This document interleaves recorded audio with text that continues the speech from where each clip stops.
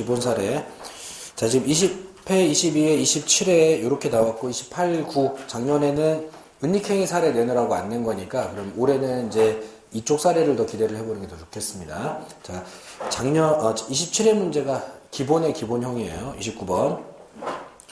갑은 자신의 부동산에 관해서 을과 통정한 허위의 매매 계약에 따라 소유권 전 등기를 을에게 해주었고, 자, 을은 이 사정을 모르는 이런 건 잘 챙겨야 됩니다.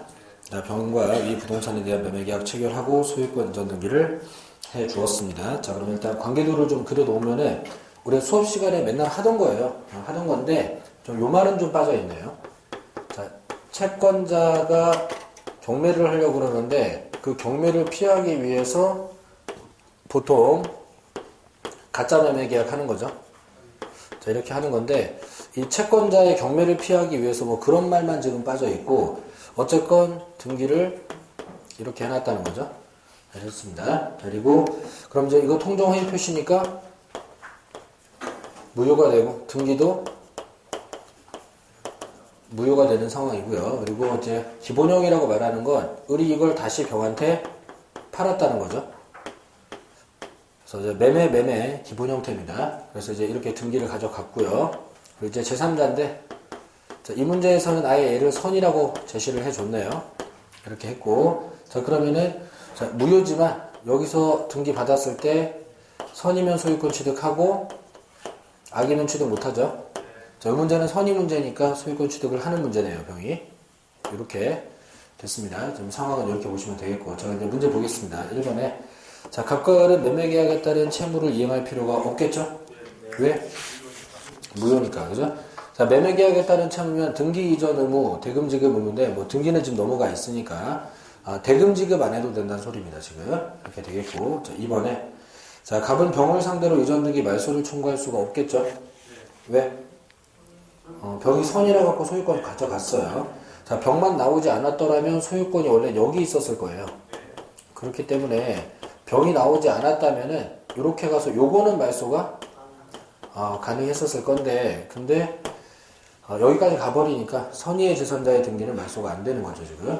그리고 3번 자, 병이 부동산의 소유권을 취득할 거다. 그 얘기 똑같은 얘기네 2번이랑, 그죠?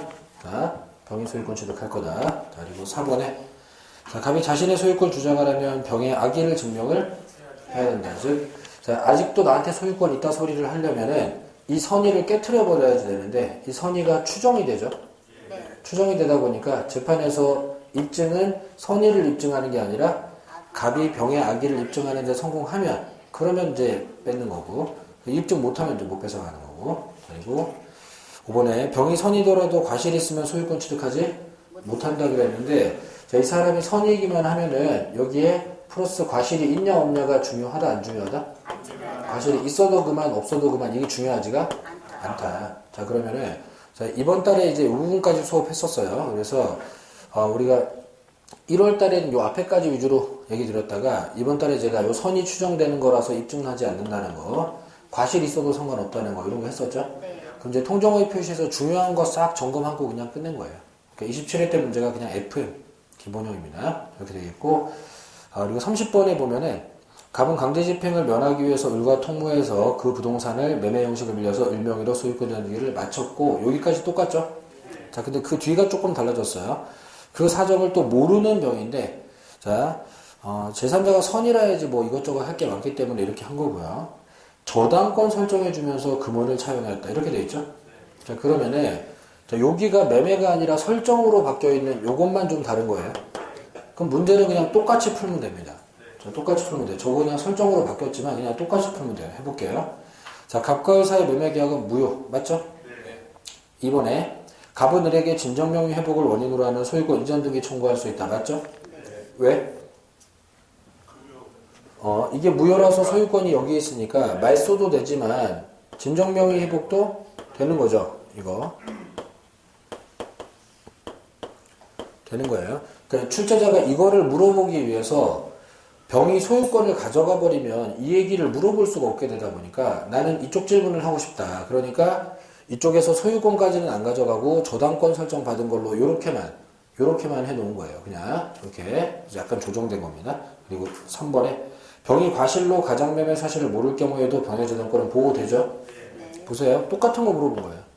과실이 있어도 자기 권리 보호받을 수가 있다. 이거 물어본 거예요. 그리고 4번에 자, 병의 저당권 실행으로 갑에게입니다. 네. 앵게 아니에요.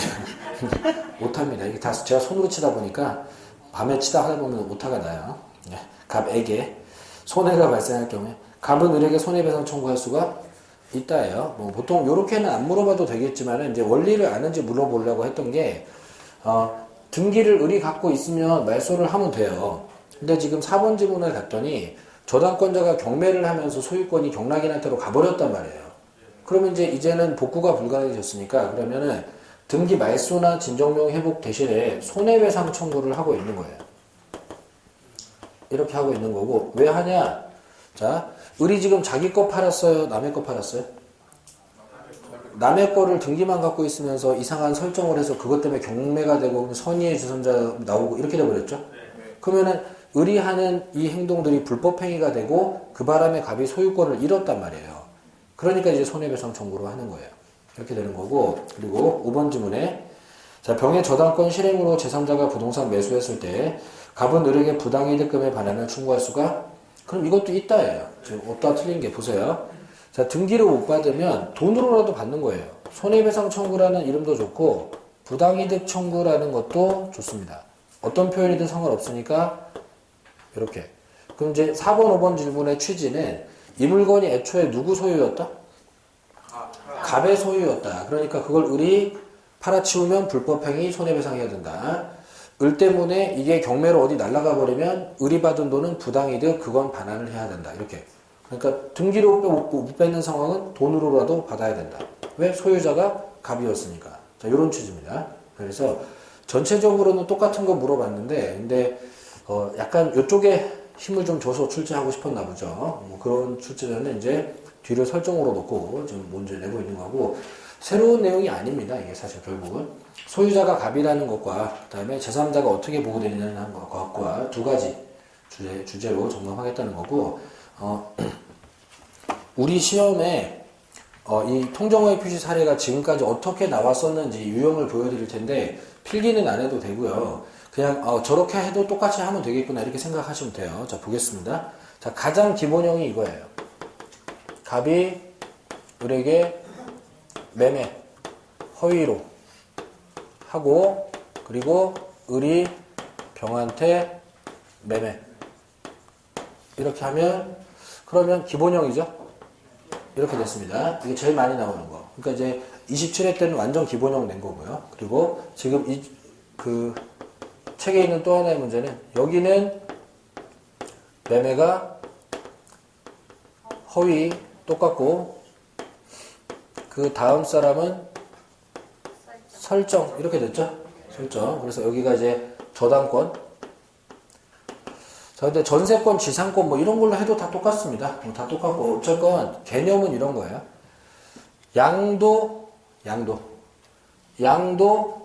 양도인데 매매는 전면적인 이전적 승계고 설정은 부분적인 설정적 승계고 그게 다른 거지. 어차피 둘 다 똑같이 제3자야. 자, 그러면 자, 통정어의 표시 똑같고 얘가 제3자 똑같고 그러면 선의라면 보호받는다. 과실이 있어도 상관없다. 선의는 추정된다. 다 똑같이 가는 거예요. 이렇게 되는 겁니다. 이렇게 되는 거고 자, 그럼 이제 이렇게가 가능하면 이렇게도 가능하겠네. 여기가 설정 그리고 허위 그리고 여기가 경매 이렇게 이것도 양도 개념이죠. 실제로 이런 문제 나온 적이 있습니다. 그래서 자, 허위의 저당권 그리고 얘는 경락인 이렇게 해도 이래도 얘가 제3자입니다. 그죠? 자, 이 문제를 내는 사람 의도는 반사회 질서 법률행위랑 합쳐서 내려고 할 때 이렇게 내요. 우리 허위의 근저당권 설정행위는 반사회적 행위는 아니다. 이렇게 되는 판례 있죠? 자, 그 판례랑 구별하는 문제 물어볼 때 저당권을 허위로 설정을 해놓고 그럼 이거 반사회적 행위는 아니니까 제3자가 선의일 때는 그래도 소유권 취득이 되는 뭐 이런 거 물어보려고. 이게 만약에 반사회적 행위였으면 선악불문 뒤가 소유권 취득을 못할 텐데 그거 물어보려고 할 때 이런 식의 허위 표시 사례를 내는 겁니다. 근데 구조는 똑같으니까 똑같이 하면 돼요.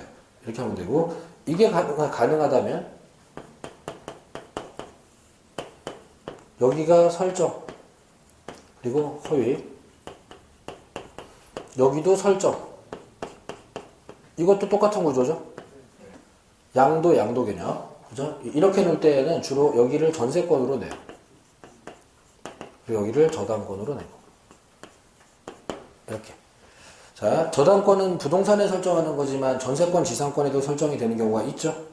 자, 그러면 똑같이 하는 거예요. 자, 무효니까 전세권은 무효다. 하지만 자, 이 저당권은 선의일 때는 전세권을 경매해도 되고, 뭐 선의 추정되고, 과실이 있어도 상관없고, 똑같이 하고, 자, 요 문제 내는 사람의 생각은, 우리 전세권 파트에 가보면은, 전세권에 저당권 설정했을 때, 그때 뭐 경매를 어떻게 하고, 물상대위를 어떻게 하고, 이런 판례가 또 하나 있어요. 그거랑 이제 합쳐서 출제할 때는 요렇게 출제를 하게 됩니다. 설정, 요런 개념으로 출제하게 되고, 그리고, 이런 난이도 중에 제일 어려운 난이도가, 갑이 을한테 뭐 일종의 설정 개념으로 허위에 가등기를 해주고 병 해가지고 얘가 가등기를 본등기로 바꾼 다음에 그런 다음에 매매를 해서 얘가 이제 양수인이 되는 이렇게 돼도 그래도 똑같은 거예요. 그죠? 가등기를 거쳐서 갔다 뿐이지 매매 케이스랑 비슷한 거예요. 그래서 여기도 제3자가 됩니다. 자, 요 문제가 이제 여러분들 아직 안 배운 거는 이거 하려고 그러면 이제 저기 뒤에 가등기 담보법 담보 책임, 가등기 관련된 담보 책임, 계약법 강론에 가서 요 판례가 나올 텐데 그 판례를 하고 난 다음에 보려고 지금 제가 미뤄둔 거고 제가 정규 수업 시간에 허위 표시 사례 중에 난이도 하급 사례가 은닉행위 사례고 중급 사례가 이 사례고 그리고 최상급 사례가 하나 대기 중에 있다고 전에 1월달에 얘기 드렸는데 그게 이놈이에요. 이거 나오면 이제 담보 책임이랑 짬뽕되고 막 난리 납니다. 이제 여기 될 건데 다행히 요 사례는 우리 시험은 아직 안 나왔고 타 시험은 이렇게 낸 적이 있습니다. 근데 일단 이 문제가 보기에는 좀 오야 이렇게 돼 보이지만 물어보는 게 뭔지를 알고 있으면은 설정이든 매매든 경매든 뭐든 하여간 그냥 다 똑같이 허위표시 사례예요. 다 똑같이 허위표시 사례고 선이면 자기 권리 취득하는 거고 선이면 과실 있어도 상관없고 선이면 추정되니까 입증 안 해도 되고 다 똑같은 거예요. 기본적으로. 저는 그러니까 이런 거를 여러분들이 연습 때 이것도 해보고 다 하는 거예요. 저는 일단 기본형이니까 매매로 수업하고 또 문제 풀 때는 설정도 주고 뭐 경매도 주고 할 건데 근데 자 요렇게 뭐라고 나오든 다 제3자라고 똑같이 풀어 주시면 되겠습니다. 이렇게 해주시면 되겠고 자 하나를 더 해볼 건데 자 이게 안 되면 나 오늘 집에 가서 울어버릴 거야. 이거 지금 우리가 강의를 지금 무려 5개월째 하고 있는데 이걸 모르면 난 진짜 울어버릴 거야 나.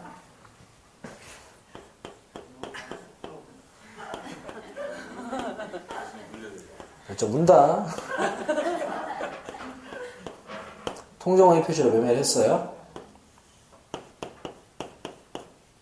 병한테 등기 넘어갈 때 상속. 자, 제3자예요, 아니에요? 아니에요. 그거 봐. 할 수 있잖아. 이건 이렇게 하면 안 돼. 그죠? 상속은 얘네들처럼 이렇게 하면 안 돼. 왜? 상속은 피상속인과 상속인이 독일인 취급받는 거라 제3자가 아니에요. 요것도 낸 적이 있습니다. 상속으로도 낸 적이 있어요. 그러면은 자, 상속은 좀 조심을 하시더라도 그 뒤에가 매매인지 설정인지 경매인지 그런 게 중요한 게 아니다는 거예요. 이게 상속은 뭐 우리가 쉽게 할 수 있잖아요. 그죠? 이거 모르면 사실 진짜 나는 5달 동안 헛짓한 거야 지금. 이렇게 된 건데 이 정도는 해야지 우리가 자존심이 있지. 이 정도 틀릴 수 없지. 이렇게 되는 거겠고. 그러니까 문제가 자주 나와요. 자주 나오는데 지금 매매로 쉽게 줄지 조금 까다롭게 다른 컨셉 물고 들어가려고 좀 매매 설정이나 설정 매매로 줄지 뭐 그런 거를 알 수는 없습니다만은 어쨌건 물어보는 내용은 비슷하니까 연습을 최대한 많이 해갖고 가보는 거죠. 뭐 이렇게 나오면 그리고 말만 좀 복잡하게 바뀌지 물어보는 게 딱 거의 정해져 있기 때문에 이거 나오면 쉬운 문제라고 생각을 해주셔야 되는 거예요. 내용이 많은 게 아니라 유형이 다양한 것뿐이니까 이거는 이렇게 해주시면 되겠습니다. 자 뒤로 가볼까요? 허위 표시의 제3자. 자, 23회, 26회 나왔으면은 지금 때가 돼가긴 하네요. 그죠? 29가 원래 타이밍인데 30까지 왔으니까. 그죠? 이렇게 되는데, 너무 무리는 하지 마시고, 이거는 수업 시간에 우리가, 제3자 판단할 때 칠판 보세요. 지금 이게 제3자 판단 문제예요, 결국은. 요 정도 선에서는 이제 자유자재를 좀 할 수 있게 해달라 부탁드렸던 거고, 그리고 특이한 거 외우라고 제가 그랬던 거는 해당되는 자 중에는 파산관계인 하나를 외우자. 해당 안 되는 자 중에는 채권의 가장량도에서 채무자 요거 하나를 외우자. 그리고 그 외에 상속인 뭐 이런 사람 이거 큰 부담 없으니까. 그리고 뭐 수익자 이런 사람 큰 부담 없으니까 그런 거 조금 더 보완 이렇게 해주면 되겠습니다. 그럼 이제 볼게요. 자 31번에 제3자에 해당하지 않는 자 고르라고 그랬는데 자 1번에 가장 전세권자의 전세권부 채권을 가압류한 자. 자 채권을 가압류한 자는 해제에서는 문제가 되지 허위 표시에서 문제가 되지 않아요. 그리고 칠판 보세요. 여기 가장 전세권에 저당권이 아니라 가압류가 들어와도 똑같이 된다는 소리예요. 똑같이 된다. 이런 소리입니다. 그랬고 자, 2번에 허위로 체결된 제3자를 위한 계약에서의 제3자 수익자 말하는 거죠. 얘가 정답이네요. 자, 우리 시험 범위에 있는 게 요 수익자가 시험 범위에 들어가 있기 때문에 요걸 답으로 한 겁니다. 1번에 범위 벗어난 지문 던졌으니까 그건 흔들기로 쓰고 2번만 알면 맞추게 해드릴게. 뭐 이런 느낌이에요. 자, 3번에 가장 양수인으로부터 저당권 설정받은 자, 얘죠? 양수인한테서 저당권 설정받은 자. 그죠? 그리고 4번에 가장 양수인으로부터 소유권, 유전등기, 총호권 보존을 위한 가등기 격려받은 자. 즉, 양수인한테서 받은 게 이전등기가 아니더라도 가등기도 다 제3자. 그리고 5번에 가장 행위에 의한 근저당권부 채권을 가압류, 또 채권을 가압류한 자가 나왔는데, 자, 채권을 가압류, 압류한 사람은 해제에서만 문제가 되지 여기서는 문제가 되지 않아요. 그리고 칠판 보세요. 자, 여기가 저당권일 때 여기가 또 가압류. 아까는 여기가 전세권일 때 여기가 가압류. 똑같은 거라고. 저당권일 때 가압류, 전세권일 때 가압류. 다 제3자. 이렇게. 이거를 자꾸 이렇게 하다 보면은 허위 표시에서는 뭐 채권을 압류, 뭐 물건을 압류 이런 거는 중요한 게 아니고 다 제3자. 이렇게 해주시면 되고 아마 실제 시험장 들어갔다면 1번에 삼각형, 5번에 삼각형 뜰 텐데 상관없고 나는 2번에 수익자. 자, 요렇게 정도만 해주시면 되는 상황입니다. 그리고 자, 관련 기출 지문에 1번 가장 저당권 실행으로 경락받은 자는 얘죠. 저당권으로 경락받은 자. 그죠? 이렇게 됐고 그리고 2번에 가장 성대차 대주가 파산 선고 받았을 때 파산관제인은 별도로 요구를 했었죠. 그죠? 자, 주택관리사보도 시험 범위에 파산법이 들어가지 않았어요. 근데 이렇게 출제를 하는 거예요. 그러면 뭐 이거는 범위랑 상관없이 내는 지문이라 외우기로 했던 거고. 3번에 채권의 가장양도에서 가장 양수인에게 채무를 변제하지 않고 있던 채무자. 자, 중간만 생각해 버리면 채권의 가장양도에서 채무자. 채무자는 제3자가 아니었어요. 그냥 있는 빚 갚으면 되고 가짜는 양도가 가짜인 거지 채권이 가짜가 아니기 때문에 그냥 갚으면 되네. 그 누구 줘야 될지 모르겠으면 공탁하면 되는 이런 사람입니다. 4번에 제한물건이 가장 포기된 경우에 기존의 동그라미 기존의 사람이면 무조건 제3자 아니지 그거는 새로운 사람이라 해야 되니까. 자, 5번에 가장 양수인의 포괄승계인 동그라미하고 예 상속인 걔는 제3자가 아니겠죠. 그죠? 이렇게 되겠습니다. 그래서 막 되게 많은 것 같아도 의외로 규칙적으로 내는 패턴들 같은 게 좀 있어요. 이렇게 되고 채권의 어쩌고 쪽 얘기가 나올 때 말이 좀 잘 안 읽어지는 느낌이 생기는데 허위 표시에서는 채권의 어쩌고를 신경 쓸 필요가 없다고요. 그냥 해제 쪽에서만 조심하시면 되고 이쪽에서는 채권의 어쩌고든 물건의 어쩌고든 하여간 다 제3자 이렇게 해주시면 되는 겁니다. 자 그리고 차고 자 지금 최근 둘넷 5번 자 20회 19회 때부터 통계 잡았는데 5번 또 사례 한 번도 없었어요. 그럼 여기는 본래 사례가 잘 없는 거예요. 그러면은 아까 불공정 법률행위 할 때처럼 키워드만 잘 잡으면은 그냥 거기서 바로 딱 결론 나와주면 됩니다. 자 보겠습니다. 32번에 1번 자 상대방이 차고자의 진위에 동의하더라도 차고자는 의사표시를 취소할 수 있다. 맞나요? 틀리나요? 없다. 할 수 없다예요. 이거 어디서 봤는데? 자연적 해석에서 봤는데 자 이거 언제 봤냐면 30분 전에 봤어요. 1교시. 자, 앞으로 돌아가 볼게요. 15페이지. 15페이지 바닥에 보세요. 똑같은 거 있죠? 그죠? 자, 상대방의 차고자의 진위에 동의한 거. 똑같잖아요. 거의 표현이 똑같잖아요. 그죠? 자, 오표시부의 법칙 쪽 할 때 나왔던 겁니다. 자, 오표시부의 법칙. 그러니까 이게 딱 보자마자 오표시부의 법칙 관련 지문이라고 알았으면은 바로 판단이 될 텐데, 자, 보시면 우리 시험 25회 출제됐었어요. 그리고 노무사가 작년에 우리 걸 베꼈네. 판례도 아닌 이런 문장이 왜 노무사에 나와? 그게 왜 거기서 나와? 그건 중개사 걸 보고 베낀 거예요, 지금. 25회라고 하면은 우리 그 횟수로는 2014년이 되는 거죠. 그러면은 4년 지난 문제를 베낀 거예요. 판례가 없기 때문에 베꼈다고밖에는 말을 할 수가 없는 건데, 이렇게 누가 베껴가고 싶어 하는 이 문장, 이런 것들을 이제 기출문제로서 우리가 판례처럼 생각하고 좀 봐주셔야지 되는 거고, 걔네들이 우리 걸 베끼면 우리라고 걔네 거 안 베끼냐고. 그러니까 그런 낌새가 보이는 문장이 있으면은 좀 미리미리 판례라고 생각하고 좀 확보를 해보는 겁니다. 아무래도 눈에 익으면 더 잘 풀 테니까요. 그리고 이 시험이라는 게 이런 게 있어요. 자, 제가 여러분들한테 시험에 이거 나온다 저거 나온다 뭐 찍어주고 할 거 아니에요. 막판 가면 더 그럴 거고 아마 그렇게 될 건데, 그걸 어떻게 해서 제가 찍냐면은 시험 전에 이걸 내가 찍어야 된다 하는 일이 생기면은, 그러면 주말에 수업 없는 날 이용해갖고 나를 비운 다음에 토요일 일요일 이틀을 딱 비운 다음에 방에 컴퓨터랑 갖고 있는 책이랑 다 들고 들어가서 커피 한 2리터 갖다 놓고, 그리고 뭐 이런 자연강장제 막 갖다 쌓아놓고, 그리고 집사람 보고 밥 안 먹으니까 들어오지 말으라고 여기다 막 당보충할 수 있는 거 갖다 다 쌓아놓고 방구석에 앉아서 계속 보는 거예요, 기출문제를. 그 제 컴퓨터에 지나간 15년치 전국에 우리나라에 본 모든 민법 시험 문제 다 들어있어요. 다운받을 수 있는 건 다운받았고, 다운 안 받아주는 거는 그거는 다 타이핑 쳐가지고 다 넣어놨어요. 제가 바쁘면 집사람한테 알바를 아까 N개가 그래서 나오는 건데 네, 그 알바를 좀 주기는 했지만 어쨌건 다 데이터가 다 있어요. 다 있고 제가 직접 또 다 읽어보고 쳐보기도 했고 이렇게 했고, 그리고 올해도 여러분들 시험 말고 타 시험에 시험 보면은 그것도 다 그렇게 다운받아서 타이핑 다 칠 거예요. 그렇게 해갖고 컴퓨터에 다 보관합니다. 그래서 파일이 만큼 있어요.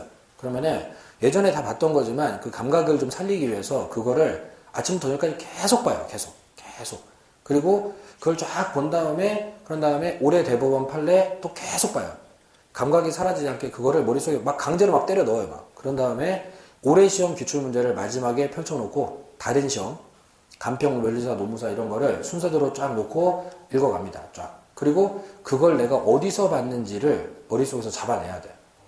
이거를 옛날에 봤지만 또 까먹었으니까 쫙 일단 때려 넣어. 머릿속에 막 급하게 때려 넣은 다음에, 그 다음에 올해 기출문제 다른 거를 보다 보면 이거 어디서 봤는데? 그럼 이제 뒤져요. 어디서 봤는지 막 뒤져가지고 한 두 군데 세 군데 겹치는 게 있다. 그러면 이거다. 이거야 이거 지금. 그죠? 여기저기 있었던 뭐 이 지문이 올해 탈 시험에 끌려 나온 요런 거 잡아내고, 이거 대법원 최신 판례에서 봤는데? 그럼 막 뒤져내. 이거 선고 직후에 바로 출제했네. 이거다. 이렇게 갖고 잡아내는 거예요. 노가다예요. 머리 쓰는 게 아니라 노가다예요. 노가다를 그렇게 해가 여러분들이 노가다 할 시간이 없으니까 이제 선생님들이 저뿐만 아니라 다 비슷한 그런 짓을 하고 있어요. 주구장창 밤새도록 읽어가지고 싱크로율이 비슷한 지문, 똑같지는 않지만 거의 흡사한 지문들이 있단 말이에요. 요거 잡아내는 거예요. 요거 잡아내는 건데, 여러분들이 시험 공부하는 것도 비슷해요. 내가 시험지에서 만나는 문장이 내가 책에서 읽었던 문장이랑 완전히 똑같지는 않습니다.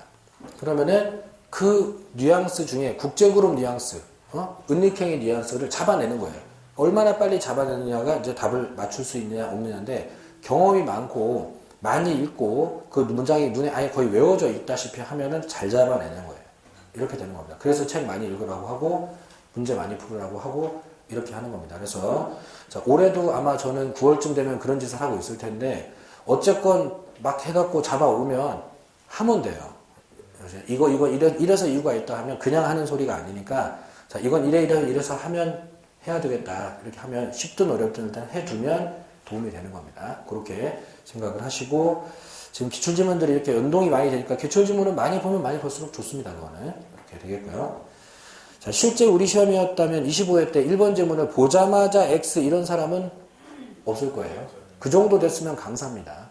그렇게는 아마 없었을 거고, 삼각형 쳤겠죠. 이번에 법률에 관한 착오도 법률의 내용에 중요 부분 착오에 해당될 수가 있죠. 네. 그거는 내가 풀 수 있겠고, 3번에 농지 상당 부분이 하천임을 사전에 알았더라면 농지 매매계약 체결하지 않았을 것이 명백할 경우, 자, 이런 판례 책에 있었어요? 네. 기억을 더듬해 보면 네. 농지에 1800평이 농지인 줄 알았는데 1355평이 하천부지 이런 거 있었죠? 네. 그죠? 저는 이거를 몇백 번 봤기 때문에 숫자까지 외우잖아요, 그거를. 네, 이 정도 갔으면 그러네 있었어. 걔 중요 부분 차고. 그죠? 네. 이렇게 가는 거예요. 그리고 4번에 당사자가 합의한 매매 목적물의 지번에 관해서 차로를 일으켜 계약서상 목적물의 지번을 잘못 표시한 경우가 뭔가요? 이거 5표시 무효인데? 그죠? 합의 동그라미, 그 다음에 잘못 표시 동그라미 해보면 5표시 무효잖아요. 이거는 착오를 이유로 계약을 취소할 수가 없다죠? 자, 그러면은 출제자가 지금 나름 힌트를 준 겁니다. 자기가 만들어낸 창의적인 문장, 판례도 아닌 그냥 만들어낸 문장을 정답으로 하고 싶었던 거야. 얘는 이 마음이 난 느껴져. 밤새도록 연구해서 만들어 놓고 요거를 어떻게든 내가 자랑을 하고 싶었던 거야. 근데 근거도 없는 지문을 정답으로 하려니까 약간 좀 찝찝했던 거지. 그러니까 4번에다가 힌트는 줄게. 이거 보고 다시 한번 생각해줘. 이거예요, 지금. 이거예요. 그래서 지금 4번 읽다가 그럼 1번도 그건가? 자, 요렇게 되게 만들어 놓은 거예요. 그러니까 1번에서 시간을 오래 끄는 건 좋은 생각이 아니었습니다. 실제로 문제지문 중에 밑에 가면 힌트가 있는 문제들이 있어요. 참고로 이렇게 알아두십니다. 출제자가 문제를 구성할 때 전혀 다른 걸로 구성하기도 하는데, 근데 가끔씩 아주 중요한 걸 점검할 때에는 문제 1번 해가지고 뭐에 관해서 풀어라 이렇게 한 다음에 1번, 2번, 3번, 4번, 5번 지문이 다 같은 흐름으로 같은 주제에 관해서 문제를 낼 때가 있어요. 그러면은 그 중에 한 2개 내지 3개 정도 문장이 자기가 정답으로 하고 싶은 어떤 문장으로 가기 위한 설명 문장이에요. 이거 이렇게 되고 이거 이렇게 되고 이거 이렇게 되잖아. 그지? 그러니까 이거 어떻게 돼? 이렇게 문제를 만들어요. 그리고 이 흐름을 따라가다가 함정에 빠지게 만들기도 하고 이 흐름을 따라가다가 이걸 풀 수 있게 만들기도 해요. 그러니까 다른 문제에서도 힌트가 나오긴 하지만 문제 안에서 힌트가 있을 가능성이 굉장히 높은 게 법학지문이에요. 특히 판례는 문장이 굉장히 길기 때문에 그러면 하나의 판례를 가지고 문제를 만들다 보면 그 판례가 이 얘기를 하기 위해서 그 전제사항으로 하는 얘기들, 예를 들어 이렇게 되는 거예요. 국제그룹 문제를 낼 때에는 1번 지문에 진이란이 들어가는 거예요. 진이란을 박아놓고 진이란 생각. 근데 2번 지문에 비진이 표시는 원칙적으로 유효, 예외적으로 무효. 3번 지문에 강박에 의해서나마 뭐 이렇게 증여를 하기로 하고 어쩌고 저쩌고 하면 그러면 비진이 표시라고 할래 안 할래 이렇게 물어보는 거죠. 그렇게 하는 거예요. 그래서 전제사항을 설명해 놓고 뒤에 가서 너 어떻게 할래 이렇게 하는 출제가 있단 말이에요. 원래. 그러니까 모르는 말 나오면은 이거 모르겠는데 그러면은 뒤에 힌트가 있을 수 있어 라는 생각으로 쭉 달려보는 거예요. 이렇게. 그게 필요한 겁니다. 그래서 미적거리지 말고 그냥 뒤로 가라고 하는 이유가 이런 것도 있는 거예요. 참고하시기 바라고. 자, 5번에 토지 소유자가 공무원의 법령오해에 따른 설명으로 착오에 빠져서 토지를 국가에 증여를 냈다. 이건 제가 찾아봤는데 판례를 찾을 수는 없고 하지만 분명히 취소는 할 수가 있을 것 같아요. 자, 이건 이제 어떻게 읽으시면 되냐면은 공무원의 법령오해에 따른 설명으로 착오에 빠졌죠. 네. 자, 그리고 착오에 안 빠졌으면 국가에 증여를 안 했겠죠? 네. 동기의 착오입니다. 동기의 착오인데 스스로 동기의 착오에 빠진 게 아니라 공무원이 유발을 했죠. 그러면 유발된 동기의 착오고 증여를 하면 재산을 잃게 되니까 당연히 중요 부분입니다. 자, 이러니까 다른 정보 없이 취소가 가능하다고 해도 문제가 안 생기는 이런 정도 지문입니다. 5번은 외우지는 않아도 돼요. 이런 판례가 없다면 또 쓸 일은 별로 없습니다. 만들어진 문장이에요. 1번은 만들어진 문장이었는데 이미 노무사가 베껴 썼다면 이거는 얘기가 달라졌어요. 이러면 이제 판례처럼 그냥 생각을 해주셔야 돼요. 자, 33번 옳은 거. 매도인이 계약을 적법하게 해제한 후에도 동그라미.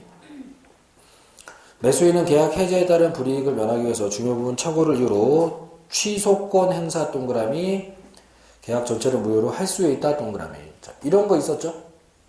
해제한 후에도 취소할 수 있다. 이런 거 있었어요. 이렇게 안 하면 손해배상 청구 당하기 때문에 이렇게 그 부분을 찾을 수 있으면 됩니다. 책의 문장이랑 완전히 똑같진 않은데 거의 비슷하죠, 그죠? 이걸 찾아내면 되는 거예요. 그리고 자, 2번에 표의자가 착오를 이유로 의사표시를 취소하는 경우 취소한 의사표시로 인해서 손해를 입은 상대방은 불법행위를 이유로 손해배상 청구를 할 수가 없다죠. 그죠? 자, 앞에 첫째 줄에 취소한 경우에 동그라미 하고 합법 불법. 합법. 자, 착오를 이유로 취소하는 행동이 불법은 아니죠. 합법이에요. 합법적인 행동을 했는데 손해배상 청구권이 발생되지는 않는 겁니다. 자, 이러다가 피해보는 사람은 조금 아쉽겠지만은 합법적인 취소를 했는데 그게 손해배상으로 이어지지는 않는다 그랬어요. 자, 그리고 3번에 착오에 의한 의사표시로 표의자가 경제적 불이익 입지 않더라도 동감해. 경제적 불이익 없으면 중요하다, 안 중요하다? 안 중요하다. 안 중요하면 취소할 수 없다가 돼야 되죠. 그죠? 취소할 수 있다, X.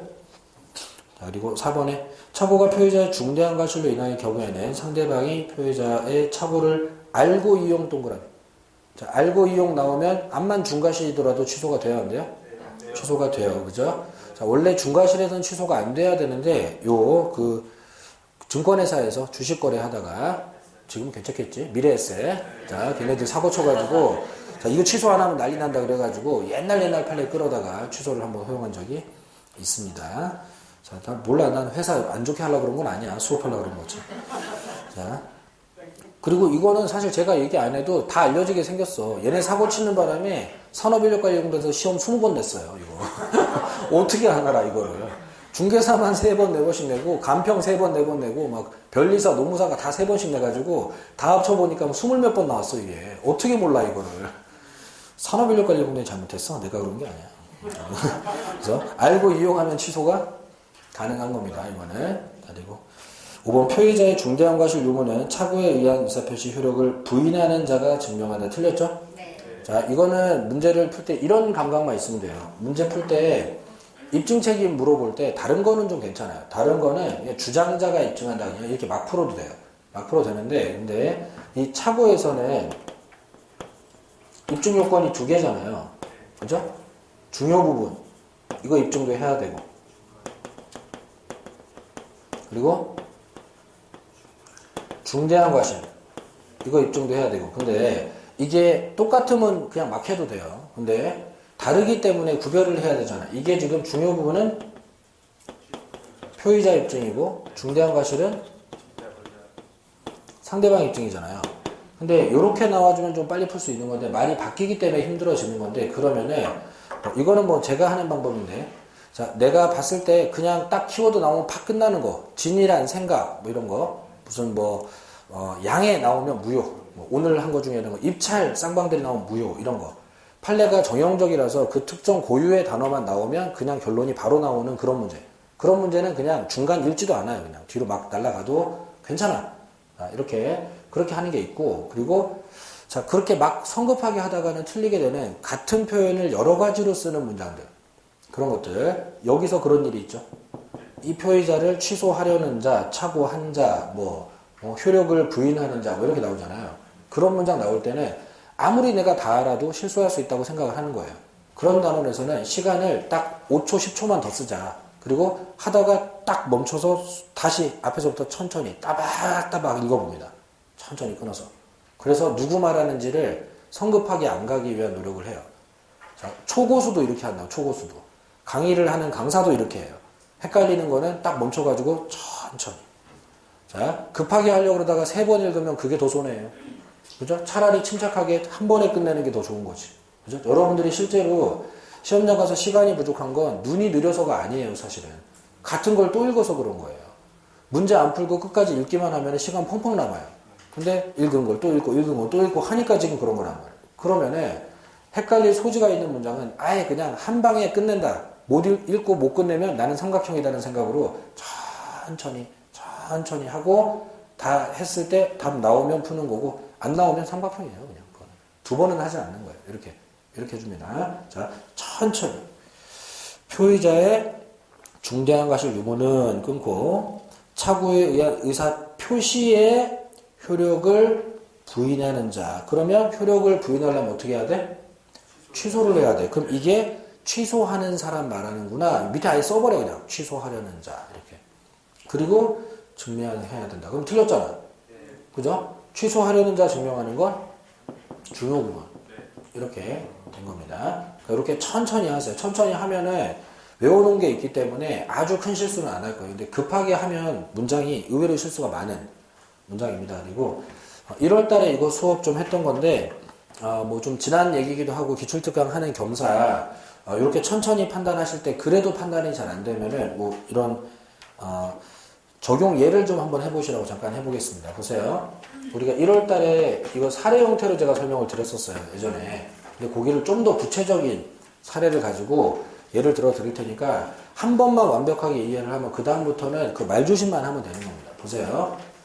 자, 갑이 을한테 토지를 팔았다고 생각했을 때 얘가 그걸 사서 건축을 하려는 동기를 갖고 있었습니다. 근데 알고 보니까 건축이 불가능한 걸로 밝혀졌다면은 이거 동기의 착오죠? 네. 이걸로 잠깐 설명드려볼게요. 전 동기의 착오가 생겼을 때 뭐 표시해야 된다 그 얘기는 둘째 치고 취소를 누가 하려고 그래요? 얘가 지 하는 일이 잘 안 되니까 그러니까 착오가 생겨서 정확하게는 동기의 착오지만 착오가 생겨가지고 착오가 있는 의사표시를 한 자잖아요. 의사표시를 한 자. 얘가 표의자. 그죠? 자, 의사표시 한 자. 나는 착오가 있는 의사표시를 했어. 그래서 그걸 취소하려고 해. 그죠? 이렇게 하려고 한단 말이야. 취소.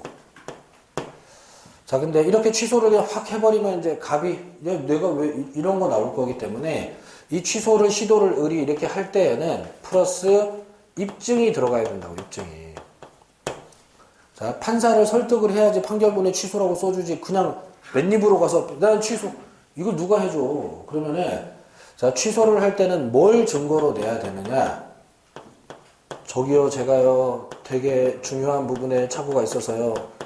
잘하는 짓은 아닌 줄 알지만 정말 큰일 났어요. 이거 좀 취소 좀 하게 해주세요. 이거를 증거로서 해야지 말로 하지 말고 그죠? 이걸 해야 하는 거예요. 그래서 취소를 하는 사람들은 판사한테 취소 판결문을 받아내려고 하면은 그 취소에 필요한 증거들을 싹 다 막 보따리 싸들고 가갖고 판사 앞에 갖다 놓고 진짜 무릎 꿇고 사정하는 마음으로 제가요 정말 이런 상황이거든요. 취소 좀 하게 해주세요. 이렇게 돼. 안 그러면 판사가 내가 왜 이걸 해줘야 되나 이렇게 돼버리죠. 그러니까 무효 취소 소송에서는 다 취소를 하는 사람이 증거를 싸들고 가서 소송을 하게 되는 겁니다. 이게 기본이에요. 그리고 다른 단원에서는 다 그냥 이렇게 하고 끝나요. 모든 걸 다 을보고 입증하라고 하고 끝나요. 취소하려는 사람한테. 근데 얘 중요 부분 입증을 어떻게 하냐. 건물을 지으려다 못 짓게 됐는데요. 이것 때문에 제가 지금요 손실이요 300억이에요. 이거를 대타절표로 만들어가지고 제가 여기다가 건물을 지어서 뭘 하려고 벽돌 공장을 하려고 했거든요. 근데 이거를 하다가 지금 이걸 못 지어 지금 빚이 마이너스 3천억이고요. 막 이런 거를 이제 쫙 정리를 해가지고 눈에 보이는 영수증 첨부해가지고 막 뒤밀어야 된다고. 그래야 판사가 경제적 불이익이 심각하구나. 이렇게 해주는 거지. 그래야 이제 그나마 취소하게 해줄까 이렇게 된단 말이에요. 이제 이렇게 입증을 해갖고 이제 들어가요. 근데 착오 취소는 표의자한테 중대한 과실이 없어야 취소되는 거잖아요. 그죠? 근데 판사가 만약에 얘한테 야, 너 중과실 있으면 취소를 못 하거든? 너 중과실인지 경과실인지 무과실일 리는 없고 뭐 지금 착오를 했다는 거니까 중과실인지 경과실인지 한번 입증 한번 해볼래? 그러면은 우리 집에 가서 그렇게 열심히 조사할까요? 안 하지. 내 중과실 밝혀지면 난 난리 나는데? 그러면은 적당히 시간만 보낸 다음에 생각해보니까 제가 잘못은 했네요. 근데 큰 잘못은 아니지 않을까 싶어요. 대충 이렇게 하려고 그런단 말이야. 취소하고 싶어갖고. 그러니까 이거를 중요 부분은 을한테 입증시키면 이게 열심히 조사하겠죠. 엄청 만들 걸 아마? 취소 한번 해보려고?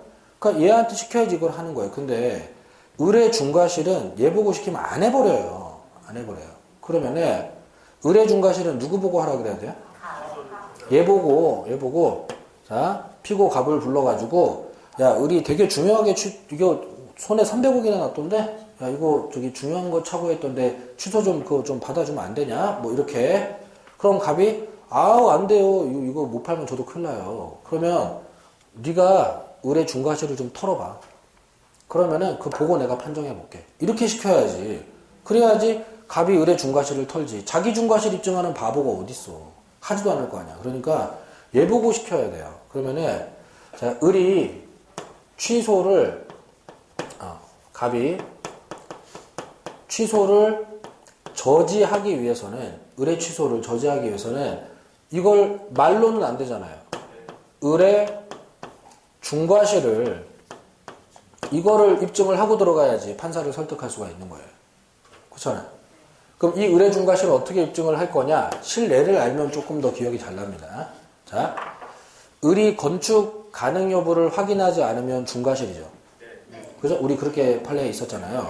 근데 그러면 이 재판에서 일단 중요한 부분이라는 게 입증이 끝났다고 가정을 해보면 을이 시청의 건축 가능 여부를 알아봤냐 안 알아봤냐가 이 재판의 핵심이 될 거예요.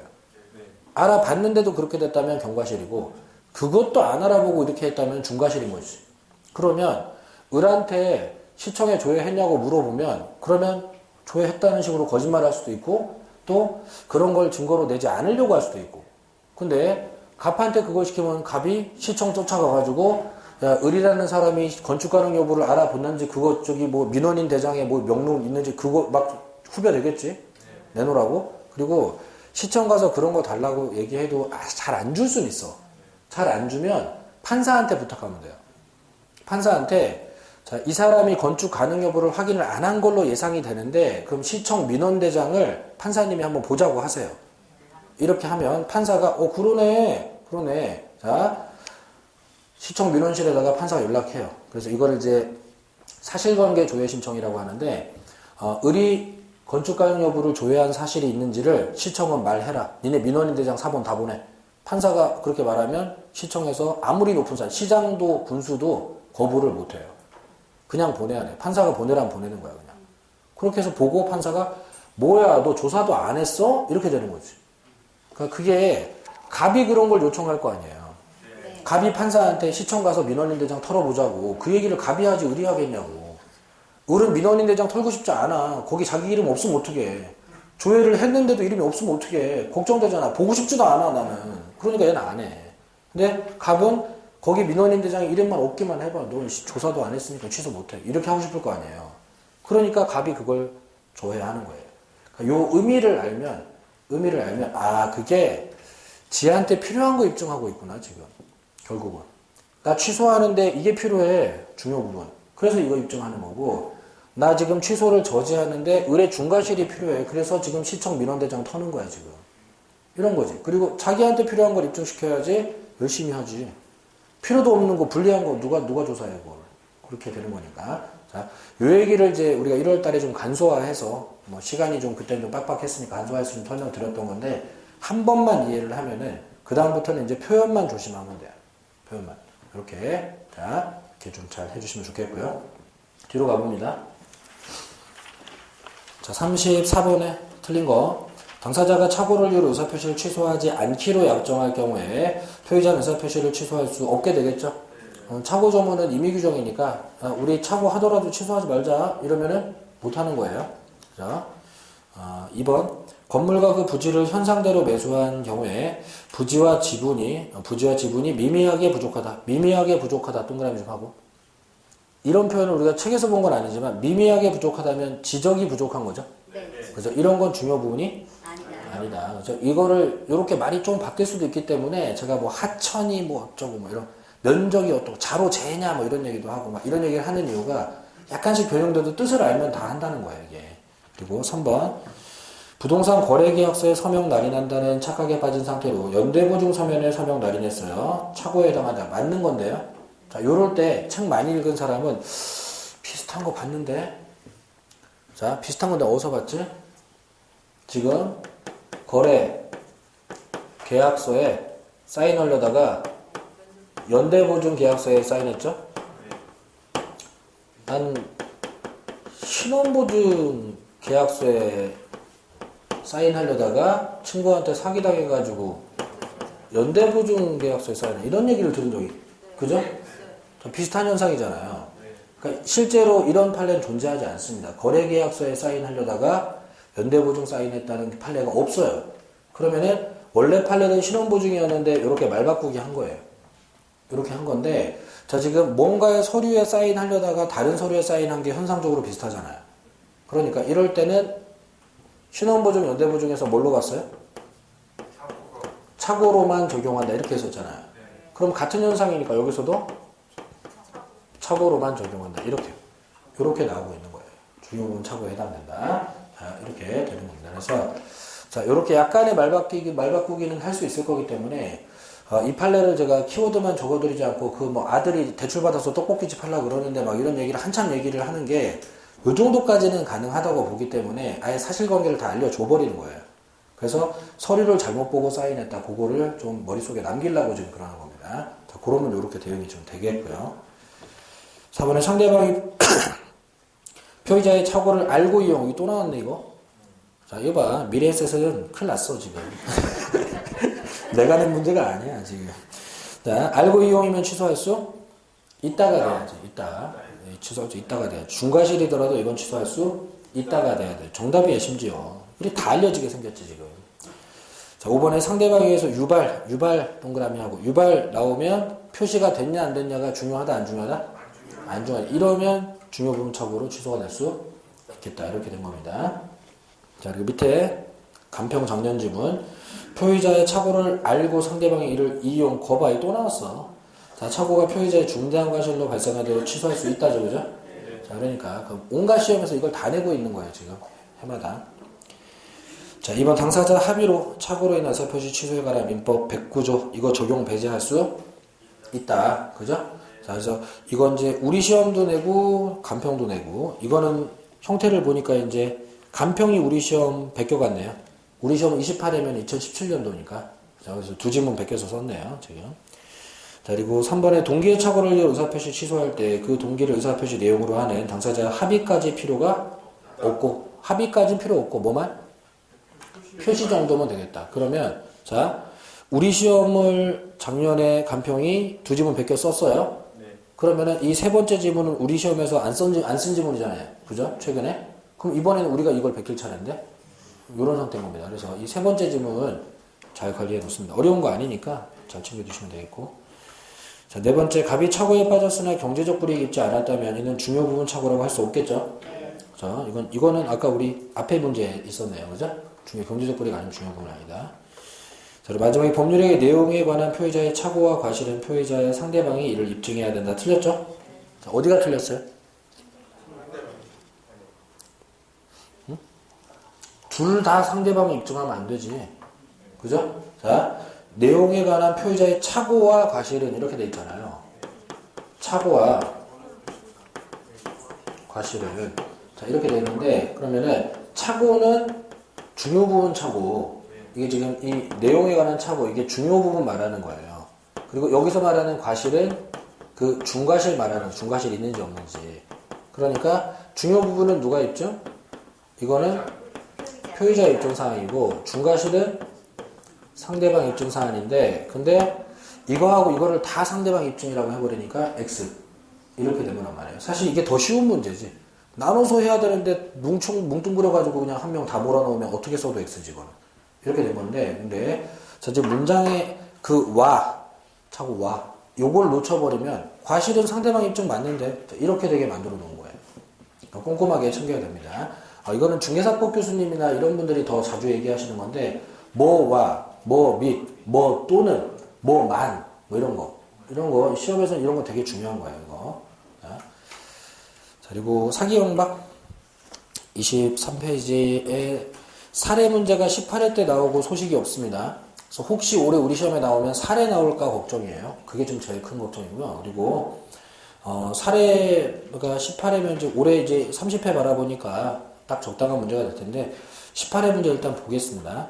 자, 갑은 A의 기망에 의해 자기 소유 건물을 을에게 매도하고 소유권을 이전했습니다. 그러면은 갑은 을에게 매도했는데 A의 기망에 의로, 자, 일단 그림을 잘 그려야 됩니다. 이렇게 해야 되겠고, 제3자 사기 우리가 맨날 하던 그 그림 나왔죠? 자, 이렇게 됐습니다. 자, 그러면 1번. 갑이 사기당한 사실을 을이 알 수 있었을 경우에 갑은 을과의 매매계약 취소할 수 있다가 되겠죠, 그죠? 자, 알았거나 알 수 있었을 경우에 취소가 되겠다. 1번, 만약 A가 을의 대리인이었다면, 이거 되게 중요한 정보네. 자, A가 을의 대리인이었다면, A가 을의 대리인.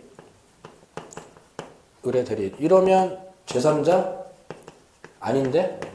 그죠? 자, 이러면 알든 모르든 취소가 가능하다 소리 나와야죠. 을이 선이 무과실이더라도 갑은 을과의 매매계약을 취소할 수가 있다. 맞죠? 정답이 2번이고, 자, 1번하고 2번이 약간 안 맞는 것 같지만 1번은 대리인 얘기가 없었으니까 그렇게 한 거고요.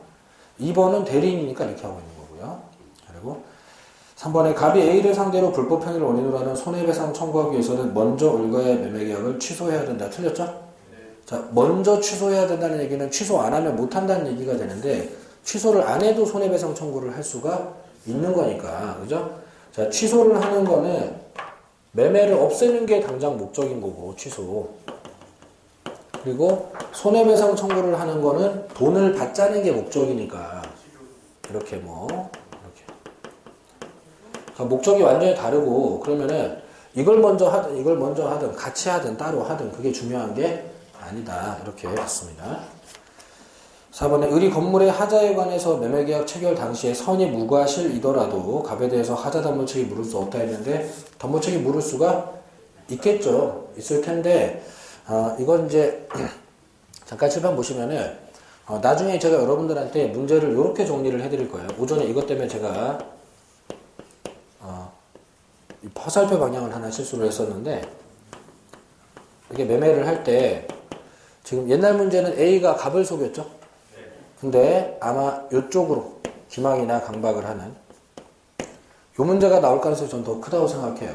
이게 왜 이러냐면 자, 문제를 이렇게 내놓다 보니까 을이 하자에 있는 물건을 샀을 때 담보책임 청구를 할 수 있냐 없냐 그냥 이렇게 물어보고 말아버렸잖아요. 근데 이 판례는 사실 있냐 없냐가 아니라 아니 되겠지, 하자에 있는 거 샀으면 될 건데 이 판례는 원래 을이 사기 강벌 당해서 물건을 샀는데 근데 그 물건에 하자가 있으면 비과세고 이렇게 하자가 있으면 그러면 을 얘가 할 수 있는 게 취소도 되죠. 지금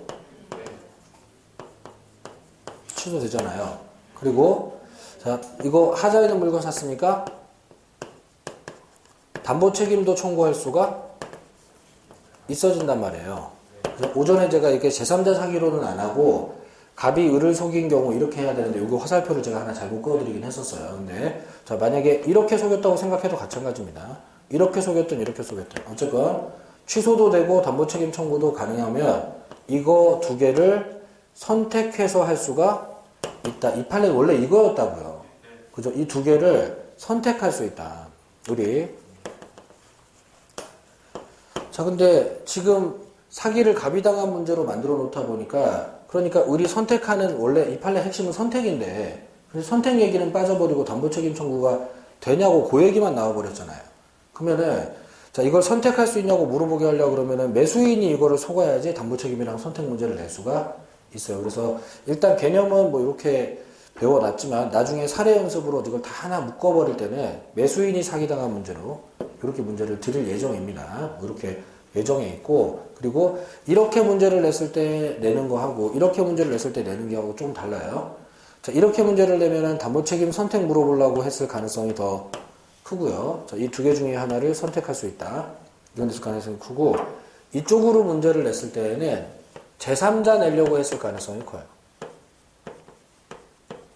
자, 사기를 당한 게 을일 때에는 을이 그걸 팔지는 않기 때문에 이때 제3자 내기 어려운데 사기를 당한 게 갑일 때에는 사기 친 놈이 또는 사기 친 놈을 지휘한 놈이 파는 행동을 하는 경우가 있고 이때 선이면 취득, 악이면 취득 못한다. 이제 요쪽. 자, 요쪽으로 가는 실제로 5번에 보시면은 을이 병에게 건물을 양도할 경우에 갑이 을과의 매매계약 취소하면 그 효과를 선이 병에게 주장할 수가 없다잖아요. 그죠? 자, 이거 내려고 지금 판례를 깨트려가면서 이렇게 출제를 해놓은 거예요. 해놓은 건데 판례를 깨트리지 않으려면은 매수인이 사기 강박 당하는 쪽 문제로 가게 될 거다. 그러니까 옛날에 기왕 겸사 이렇게 문제를 했었고 그러면 18회 문제를 거의 그대로 갖고 오되 사기당한 사람을 매수인으로 싹 틀어가지고 담보책임 선택 문제도 물어보는 쪽으로 이쪽으로 선회한 문제가 나올 것 같다고요. 이렇게 그렇게 해서 준비를 좀 해주면 좋겠다. 이렇게 보여집니다. 자, 그리고 정답은 일단 2번인데 이 문제 당연히 똑같이 쓰진 않겠죠. 우리 시험이. 그러면은 그 수정되는 방향을 예측해 볼 때는 매수인 사기 쪽으로 돌려서 담보책임 4번 지문은 선택 쪽으로 말을 돌리고 그 나머지도 얼마든지 다 똑같이 할 수 있으니까. 그죠? 이렇게 준비해 주시고. 자, 36번 틀린 거. 강박에 의해서 증여 의사 표시를 하였다. 이 뭡니까? 국제그룹. 딱 보자마자 국제그룹 생각이 나주면, 아, 그거는 내심의 효과 의사가 결여된 것이라 할 수 없다. 비진이 표시 아니라고 하는 소리구나. 이렇게 되면 되겠고요.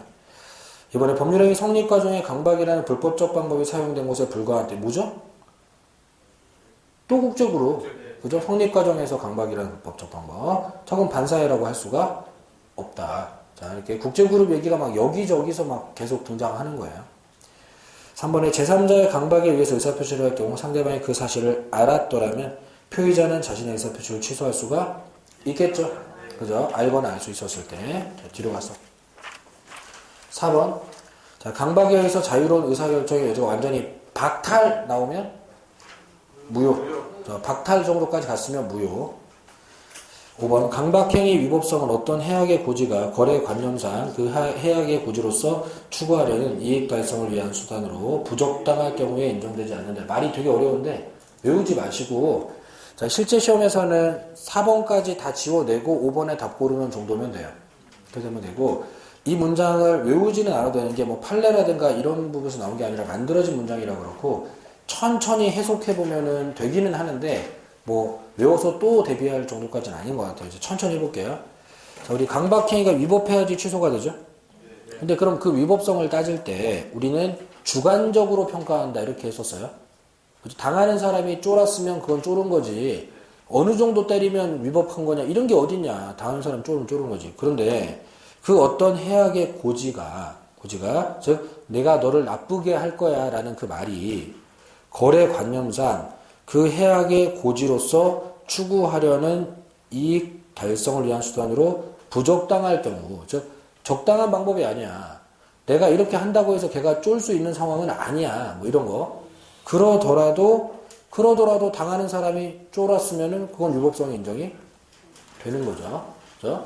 자, 네가 나한테 집을 알팔만 죽여버릴 거야. 이거는 적당한 강박이에요, 사실은. 그죠? 합법적이라는 게 아니라 상대방을 쫄아버리게 만들기에 누구나 봐도 적당한. 이 정도 하면 쫄게 만들 수 있을 것 같아. 그죠? 자, 이거 안 팔면 너를 뭐 때려가지고 뭐 다리를 분지를 거야. 뭐 이런 거 다. 그 정도 협박하면 누구나 쫄아요. 근데 이건 좀 약간 극단적인 거지만. 자, 네가 나한테 땅을 안 팔면 분필로 계속 찌를 거야. 이러면 쫄아요? 이걸 계속 찌를 거야, 너. 분필살인마. 분필살인마야, 나. 이걸로 계속 죽을 때까지 찌를 거야. 자, 이 정도는 안 쫄아, 보통, 그죠? 안 쫄아. 근데 쫄은 사람도 있어. 싫을 수도 있는 거야. 누가 뒤에서 계속 분필로 찌르면 이상하잖아요, 그죠? 자, 이걸로 너 죽을 때까지. 네. 네. 적당한 방법은 아닌데. 근데 그렇게 했더니 상대방이 쫄았다. 오, 그러면 강박인 거지. 위협한 거야. 이런 거예요. 그죠? 그러니까 이 문장은 틀렸습니다. 네. 이런 거를 시험장에 가서 자유자재로 구사할 수 있는 사람이 몇이나 되겠어요. 그러니까 앞에 거 빨빨 제거하고 5번에서 그냥 정답 이렇게 해주면 적당하겠습니다. 이렇게. 37번. 틀린 거. 사기나 강박에 의한 소송행위 동그라미. 자, 소송은 취소 안 돼요. 그죠? 자, 우리 공법행위, 신분행위, 소송행위, 단체적 행위. 요거 아예 취소 안 돼요.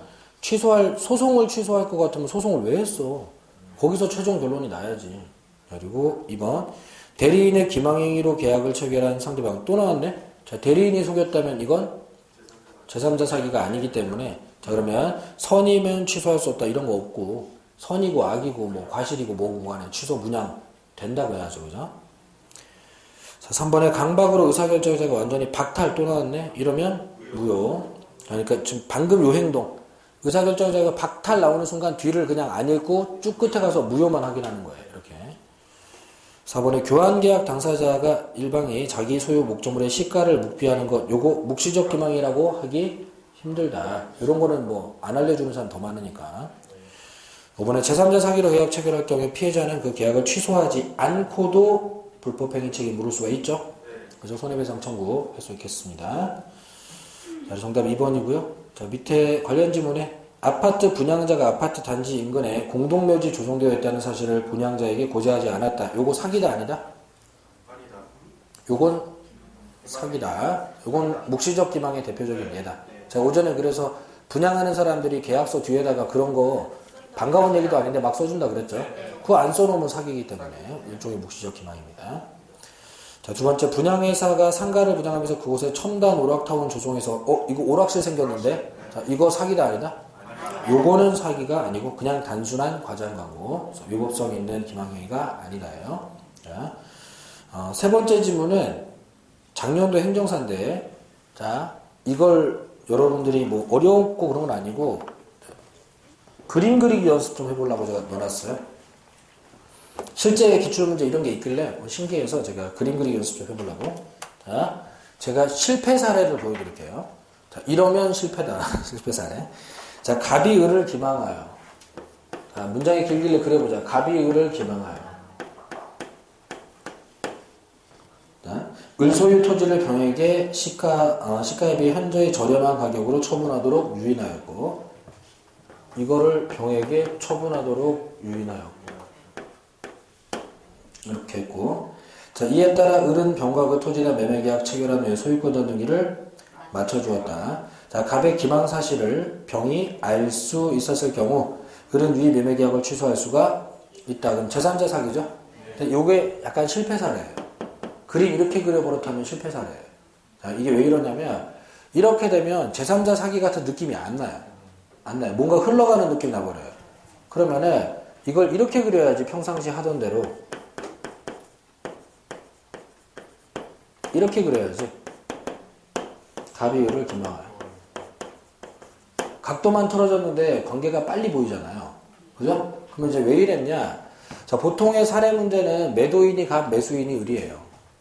그죠? 보통 이렇단 말이에요. 이제 뭐 이런 종류의 사례 문제 내는데 기본이에요. 근데 우리 오전에, 오전이 아니네. 1교시에 은닉행위 사례라든가 국제그룹 사례에서 갑, 을이 나와야 될 문제가 을, 갑으로 나와 있는 문제들이 있었죠. 그죠? 자, 일부러 그러는 거예요. 괜히 그러는 게 그냥 우연이 아니라 일부러 그러는 거예요. 헷갈리게 하려고. 머릿속에 그 관계 형성이 안 되게 하려고 헷갈리게 일부러 그러는 건데, 자, 그러면은, 출제자가 어떻게 할지는 모르겠는데, 그거를 내가 대응을 한다 그럴 때 어떤 식으로 그림을 그리면 관계가 머릿속에 빨리 잡히냐, 사례 그 구도를 어떻게 빨리 잡히냐 하는 건데, 내가 맨날 하던 사례는 내가 그리던 각도대로 그리는 게 빨리 잡히고요. 그리고 내가 맨날 하던 사례가 아닌 사례가 이렇게 막 좀 말 막 섞어서 길게 나왔다 그러면은 매매를 중심축에 놔요. 우리 시험은 무조건 매매로 제일 많이 내니까 매매를 매도인, 매수인 이렇게 그려요. 일단 무조건 이렇게 그려요. 그리고 매도인 쪽에 누가 붙었는지 이렇게 붙여요. 이렇게 붙이고 매수인 쪽에서 팔려나가면 또 뭐 이렇게 하든지 어떻게 이렇게. 일단 법률행위가 중심축에 걸리면은 그러면 관계 형성이 쉽게 돼요. 제가 그림 그릴 때 보면 항상 매매를 중심축에 그리죠.